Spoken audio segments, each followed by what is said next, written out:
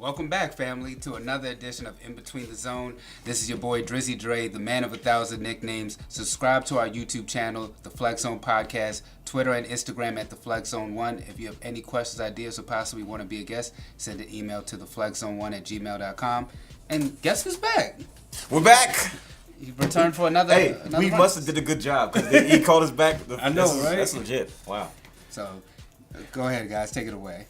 How can they follow you? Brian H. Well, make sure you follow us at Wrestling Wrealm. Make sure you go on Twitter, Instagram, and Facebook. And then subscribe to our YouTube channel, The Wrestling Wrealm. And while you're there, go to iTunes, go to SoundCloud, go to Podbean, go to Stitcher, and go to Google Play. And then follow me at Brian H. Waters, also the host of Break It Down with Brian H. Brought to you by The Wrestling Wrealm. And you can find me, the real Dwayne Allen, at Dwayne Allen 24. Pretty smooth, right?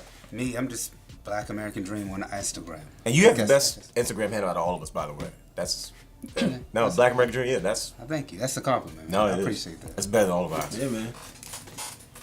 Too sweet. We just that just happened. We got one day. That's got to be a future discussion. Explain to everybody what that means. I mean, that's what we do. Educate folks, right? Yeah. Yeah. Well. Yeah. So, all right. This first topic that we want to talk about is Here we go. Is the lack of mainstream competition in the wrestling business hurting it? Oh boy, Brian H. You want to take this one first? So, when you say competition, do you mean far as not on television? Yeah. Because we consume media differently. Like me, when I'm on YouTube, before I watch MLW wrestling, I'm tuned into the Flex Zone podcast. I watch y'all on my Friday nights, so Saturdays, afternoons, sometimes Sundays. Then I'll tune in MLW, or I might go to the Fight app and I'll watch Ring of Honor or watch Booker T's promotion, The Row. But it would be nice to see that on a network station such as USA Network, maybe even a TNT or something like that. Big TV deal. Yeah, it'd be nice to see a big TV deal because I think that makes you take it more seriously. I also think that it also brings, merchandise. So I don't think you can say it's hurting the business in a sense, but then again, the real wrestling fans like us, we're going to find a way. Well, I mean, the question originally was around the WCW, WWF, but I'm actually glad that you did bring up the different revenues because that's something that we have talked about on In Between the Zone. We had asked about people finding different ways to look at TV, to look at sports, and is it hurting the business? So, I mean, it's all tied in together. Nowadays you have the apps, like you said. You have YouTube. I mean, the internet has just honestly changed the entire game from when we were children watching just WCW on TBS and then WWF on USA Network. Yeah. But nowadays, like you said, you have the apps. You have online. And There's so many different the majority of those apps weren't free, then it would be hurting the business because it's like if you imagine you had to subscribe to all those individual promotions, $10 a month, $20 a month. Some of them you do, but a lot of them you can get for free. So I think if you had to subscribe to all of them, it would hurt the business. But I think because you can get this stuff for free, it's not really hurting it as much as people may think it is. Well, with the heights, with the WCW, WWF, will we ever see that again? No. The biggest thing is money. If you look at the way that the business is structured now, like Brian H. was just talking about, you guys have made it clear that the way we consume technology is completely different now. We have access to things in ways that we didn't have access to before, like you were saying, Dre. Back in the day, you had to get your wrestling from your television. But even when we consumed it during the Monday Night Wars or the height of the Attitude Era or that maybe second or third boom in wrestling, you had 2 channels, and if you didn't have cable before then, you had regional TV, right? And we talk about the golden ages of the maybe 70s and probably early 80s or mid 70s to mid 80s. You had your regional television that played a huge factor. For instance, Jim Crockett Promotions pretty much ran out of Georgia Championship Wrestling because Georgia Championship Wrestling had the contract with WTBS, right? So if you were a guy in the NWA back in the day that had to make television or do your appearances, you had to go to Georgia Championship Wrestling because that's where the television was. But that was a regionally based promotion because of that individual promotion had that contract in that region.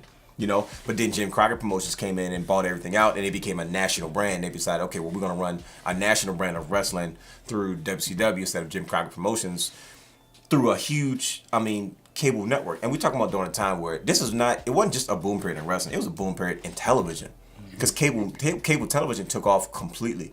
And they said Ted Turner was probably much the godfather that spearheaded that charge with CNN, of course, TNT, they came later, WTVS, of course, the Superstation.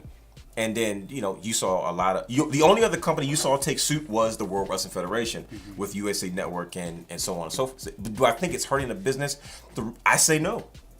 I think the way we consume wrestling now allows us to have access to so much more.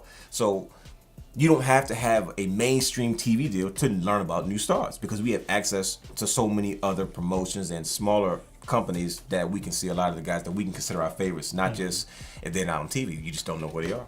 I mean, you said you don't think that we're going to have that type of level of competition anymore. I mean, there's TNA, there's ROH, there's New Japan, but will they ever reach the heights of a WCW to compete with the WWE right now? If you do not have a billionaire willing to invest in the wrestling business, I think it doesn't happen. Think about it. Let's look at it. Let's be honest. Let's be honest, gentlemen.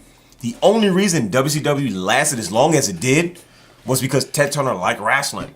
It was a company that was not making any money, but you got a billionaire that's just kept pumping money into the company over and over. To be honest with you, WCW probably should have went out of business long before it did. Let's be real. So if you don't have anybody that's willing to invest that much money, I mean, you have these big time companies that invest in, like you have Impact Wrestling, that's owned by a new company. At one point, it was owned by Panda Sports or Panda Energy. Now it's owned by Anthem Sports. Those are big companies, but I mean, they're really going to pour in billions and billions of dollars to keep the doors open just for the sake of the wrestling company. Vince McMahon was born into the business.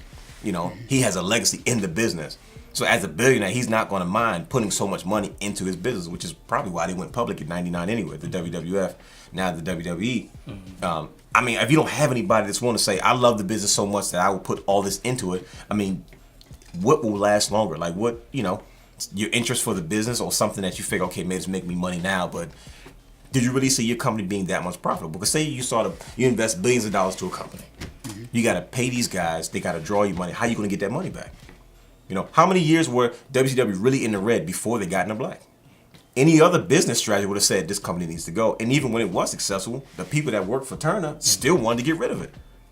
Henceforth, the merger came with Time Warner, and it went down. So I don't think we'll ever see another day that we'll see another company that can put up that kind of capital to rival the WWE. Well, before we conclude, then I must ask, WWE, who else? Because, I mean, at this point, you see them on the USA Network. They got the deal with Fox now. But that's huge. But it's the lack of the fact that they don't have a WCW to kind of push them along anymore, hurting the fact of us watching wrestling the way that we used to. I mean, of course we do because this is what we watch. No doubt. But is it hurting the business though? I think so, long term. If I'm being honest with myself, you're probably right, no doubt. Because if you think about it, how many people did you run into now that say they used to watch wrestling? They say they don't watch it now, of course, but they're like, you don't even look like somebody who used to watch wrestling because it was something that they didn't watch wrestling for wrestling's sake. It was hot, so they watched it. And we channel surfed. You know what I mean? I mean, cable ratings went through the roof because you had one company battling another company, and there's literally stories about the ratings going back and forth between the channel switches. And I think something me and Brian brought up earlier was the Mick Foley when he won the belt that night. That's probably the biggest one. Yeah. I mean, that right there, if there was never an exclamation point on that whole point that you just made, that was it. That's the proof. Like if people say, well, how do you really know that? That was there. That's how much of a drastic change that channel surfing between two stations, two channels at the height of the Monday Night Wars with two cable networks really had that much of an impact financially and the ratings and overall as far as business is concerned. So I think the business is hurting from not having, and actually competition always pushes you. We always have that extra motivation when we know that someone out there, a rival, whether it's friendly or, maybe not so friendly, but it's always, sometimes competition can give you that extra oomph to sort of push it. And I think, even financially, to put out your best product to make the most money. So I think it does hurt the industry probably long term. Now that you've brought that point up. I think it definitely, as much as I hate to admit it, I think it does hurt long term, but I do think we'll still get good in-ring product. I think we won't like right now, when you look at when it first happened, and you listen to like people talk about 2003, and I remember like we talk about all the time how we hated Triple H's run. Everybody hated his run, by the way. Because remember, Conrad went in about that run until 2003 on his podcast. and we hated just because like, and then we got those forgettable periods, but that was where it was like everybody was just kind of lackluster and just collecting a paycheck. But I think now that we have more access to more wrestling, it is helping because it's like, okay, if you like say you're AJ Styles, you know you got to keep your game up because the next guy is willing to take your spot. But then let's look at guys like a Buddy Murphy or people on 205 Live. They know they got to keep their stepping their game up because now WWE is looking more broader audience, broader wrestlers. It's not just about the bigger guys. They are looking at, you know, probably look at somebody on the indies like a Zack Sabre Jr. You know, they'll look at guys like that and say, yeah, we can use him in 205 Live. We can use him in NXT. So those people who are there now are putting forth their best foot forward because they want to get that WrestleMania paycheck. That's the end goal. So I think that's where we won't get what we had before, but for like the next generation, they'll get better. They'll get something better than what we got when we was at the end of our high school years. I think the guy to help this second boom was CM Punk. Stop. Come on. We came back to the show. We got all the way to this point. He says this. What are you saying, right? I know how you guys feel about CM Punk, but I had to bring him up. So we're going to take a quick break, and then on the other side of this break, we're going to get into amateur wrestling versus professional wrestling. This is In Between the Zone. Stay tuned. Good. We need a break.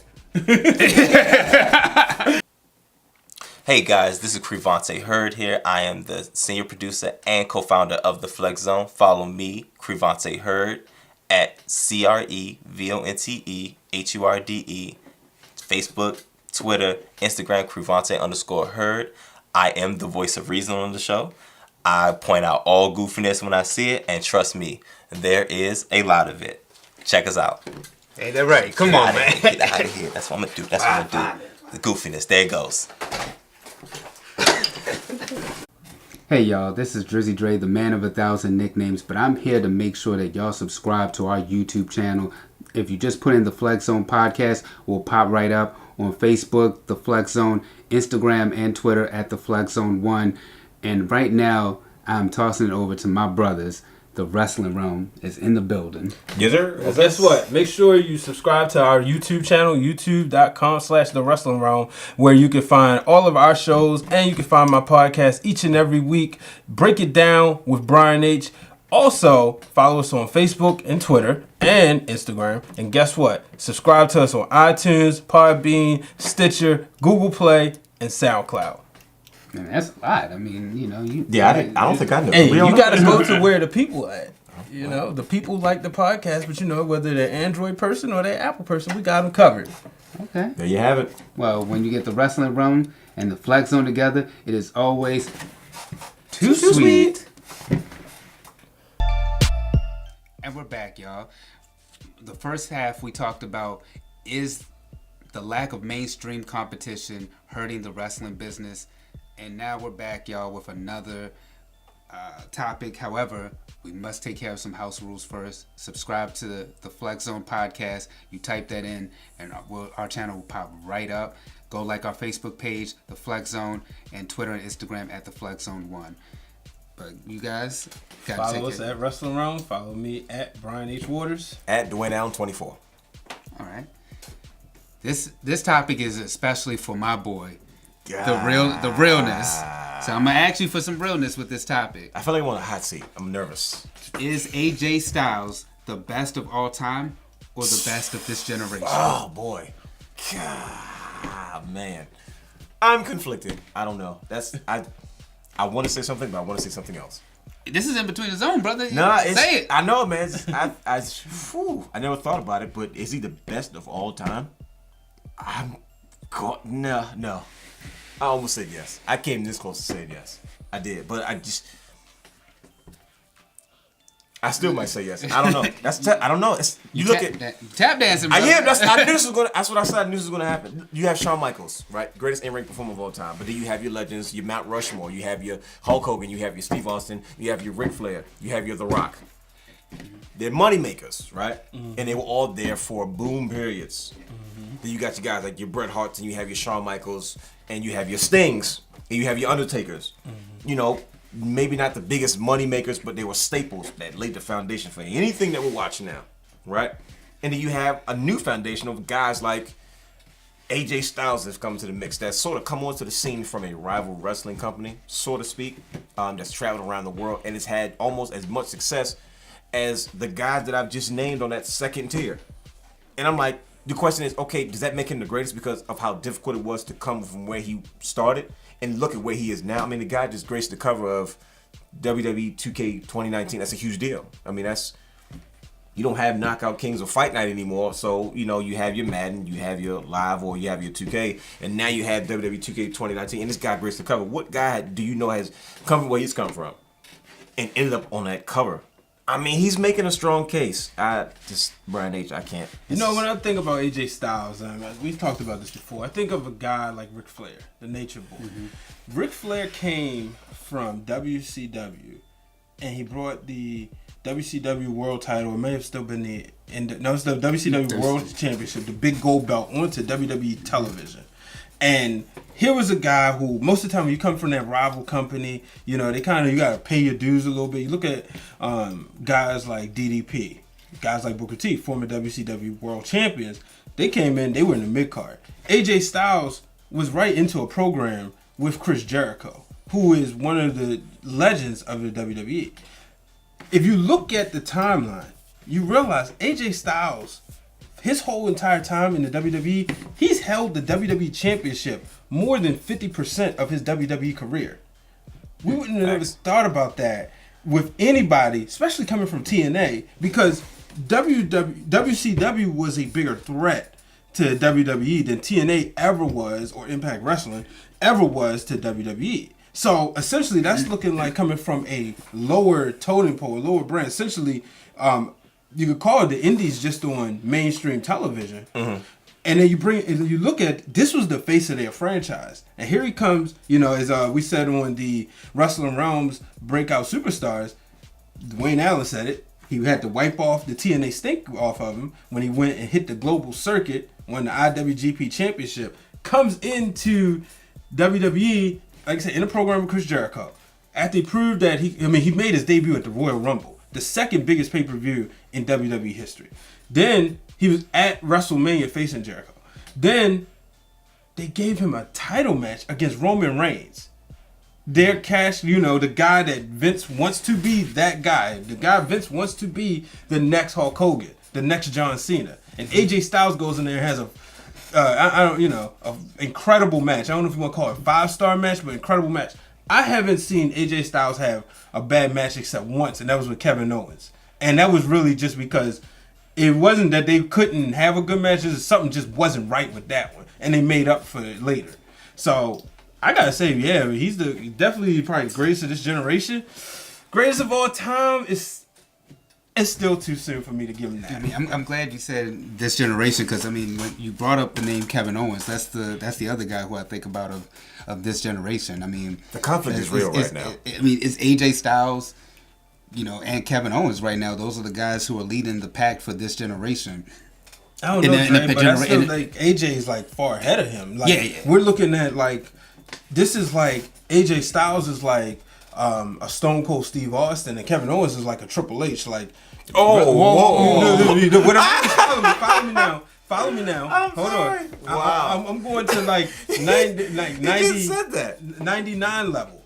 When Triple H was just breaking in that main event scene, Austin was here, and Kevin, like, to me, Kevin Owens hasn't even eclipsed where AJ Styles. Yes, he was Universal Champion, but let's be real, like, he wasn't doing what AJ Styles was doing. AJ Styles is out there putting on top matches. He's bringing in money. You know, when you go to the shows, it's hard to find those gloves. You know, you can find a Kevin Owens shirt. You know, he'll get there, but I don't think he's right on AJ Styles' level. I just think AJ Styles is far ahead of him. I mean, who else in this generation can you really say is like, you know, this guy? I mean, right now like I said, to me, those are the two guys right now leading the pack of this generation. Then you talk about of all time. I mean, you just brought some heavy hitters with the Shawn Michaels, Bret Harts, The Undertaker. And where do you put Kurt Angle in there? Well, see, that's the conflict. I mean, like, he's not wrestling now, but where his career was to where it is now. I mean, we're talking about another guy that came into the scene with next to no experience and literally just sort of grabbed the industry by a chokehold and just really sort of redefined what it meant to be.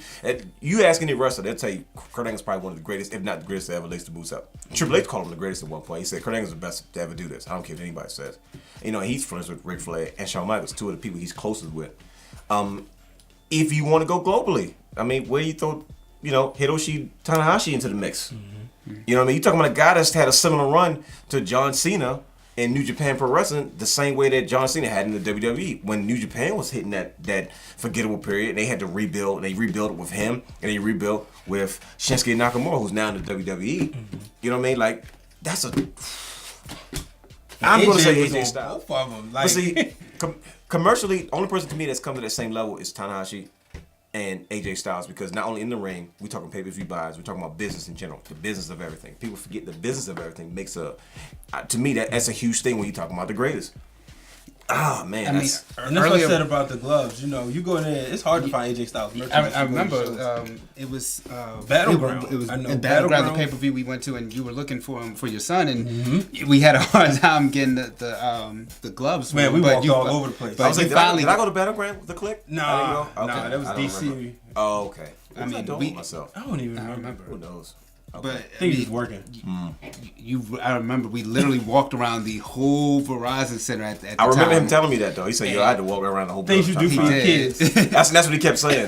Man, the things you do for your kids. I mean, but luckily everybody told me, no offense, but I just missed Becky Lynch versus Natty, and they didn't have their best match. They had better matches on SmackDown. So you're saying he didn't miss much? Right, he did. But I mean, we earlier we talked about comparisons, and that's a good comparison. Ric Flair and AJ Styles.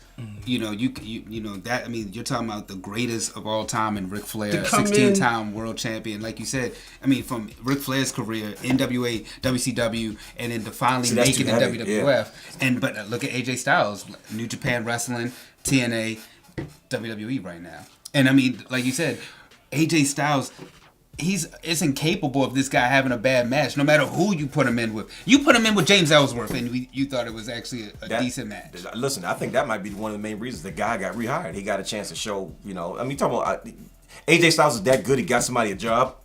That's what almost like the guy got cut, and they're like, now we bring him back because he was in the company long enough to show so much of himself. That's all from AJ Styles.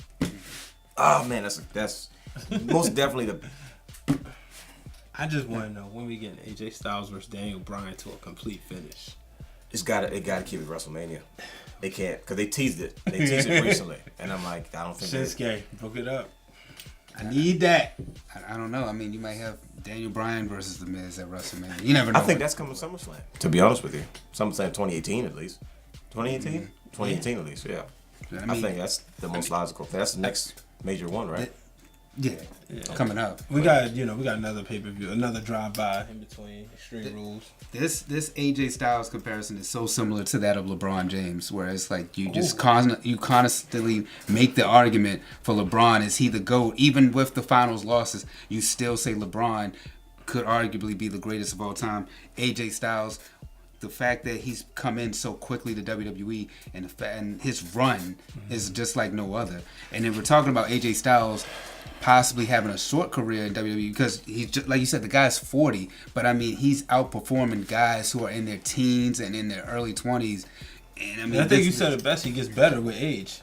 I mean, honestly, the last pay-per-view match what he had against Shinsuke with the last man standing match was the match of the night on the men's side and especially in a generation where the women are outdoing the men. Yeah, that's real. No, that's yeah. To me, I think AJ Styles. To me, yeah, already I'm saying he's the GOAT. I'm gonna say it for Dwayne. I think he is the GOAT. Ah, man, he's like Dre said, he's on that path. I mean, like you said, that was the perfect comparison with the LeBron to MJ. It's tough not to make the comparison because the stats are there, but yet the same way we look at basketball is the same way we look at professional wrestling. I'll tell you in a minute. Like, why do you defend Michael Jordan? I don't care what happens with LeBron James. Michael Jordan to me because of the impact he had on me as a child, growing up watching the game. We talking the clothes, we talking the gear.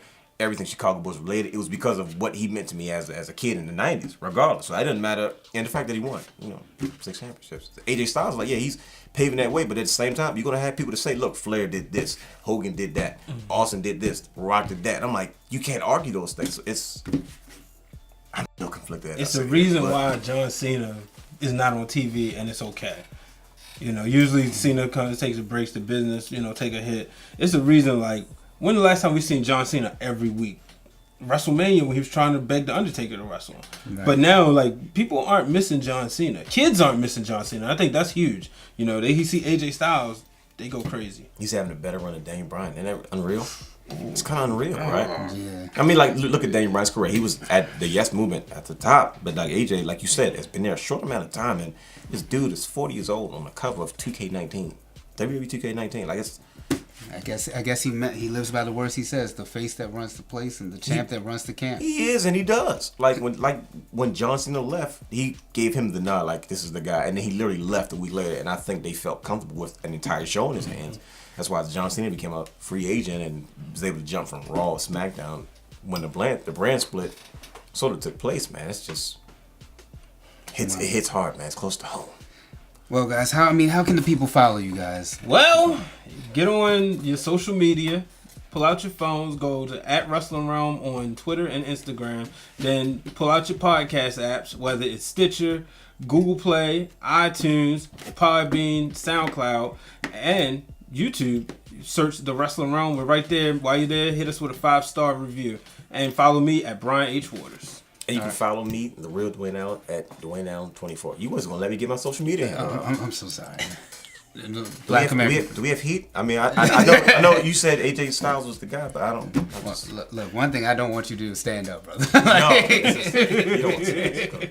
Look, the Flex Zone. I can't say it enough. Subscribe to our YouTube channel by just putting in the Flex Zone podcast, Facebook, the Flex Zone, Instagram, and Twitter at the Flex Zone 1. Guys, this is our conclusion to this show. Till next time. One more time for old time's sake. Too sweet. Too sweet.